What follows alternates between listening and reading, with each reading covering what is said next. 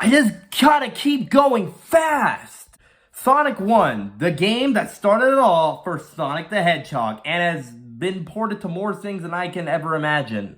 Sonic 1 started, like, everything for Sonic. Like, the levels, the music, just all the lore that happens in Sonic's history, and started off being the first Sonic game and continuing to have many more after. Like, this game is, well, it's, at best, it's, like, okay nowadays, but this is the game that's so iconic, it started the entire Sonic franchise. I'm gonna go over Sonic 1 and many other things about the game. Like, how many times it's been ported, and why do we need this game ported more times? Let's get on with it. Yes, Green Hill Zone is probably one of the most iconic Sonic levels ever, because it's been in like every single Sonic game. Not for how the colors look, let's be honest here. Like, you're just going fast, nothing stopping you, and the game just generally letting you have as much freedom in these first couple levels. It's honestly really fast-paced and really fun.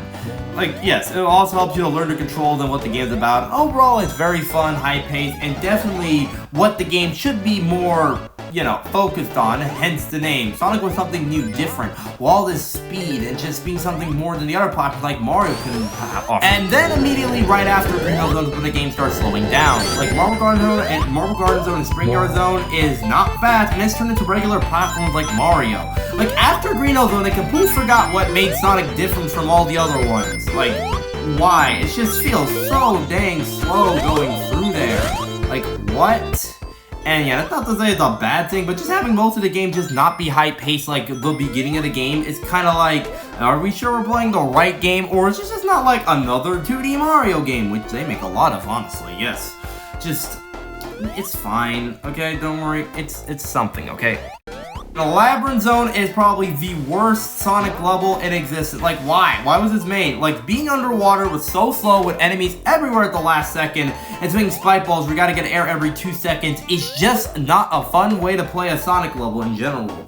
Like, no, it's just unfun to play. Like, come on, man. No one really cares, let's be honest. Still, this is one of those games where it's been ported to every single console at the time, but the Origin version looks good. And yeah, the special stages, they're okay, a little bit weird to control and a little bit disorienting, but you know, it gets the job done for being a pretty okay special stage. Not as good as, say, like, a lot of other ones, say, like, Mania or 3, but definitely, like, it'll work, it'll be fine. Yeah, it's okay. It's fine. This is one of those games where, why do we need to port it, like, 15 times? Like, there's so many different versions on so many consoles of playing this game. Did y'all really need to stretch it out that much? Like, wow. It's not like I have any other Sonic games to play that is not just Sonic 1. Things do pick up a bit again when you get to Starlight Zone. Yeah, we're not going through all that slow maze stuff like all the other zones from Marble to Labyrinth. Yeah, we're back doing high-paced speed action in Starlight Zone. And it doesn't feel, and the enemy placements are not unfair. The platform feels fair, a lot of high-speed action. And overall, it just feels very fun to play on, like, unlike the last previous 3 zones, so I can appreciate that. And then Scrap Brain Zone ruins the whole thing of being bad again. It gets everything that was annoying about zones 2 through 4, but even more annoying. Great game. Really appreciate that, thanks. And then the third act of freaking Scrap Brain Zone is another Labyrinth Zone level. Who asked for this? Because I'm sure I didn't. Like, not at all, not even close.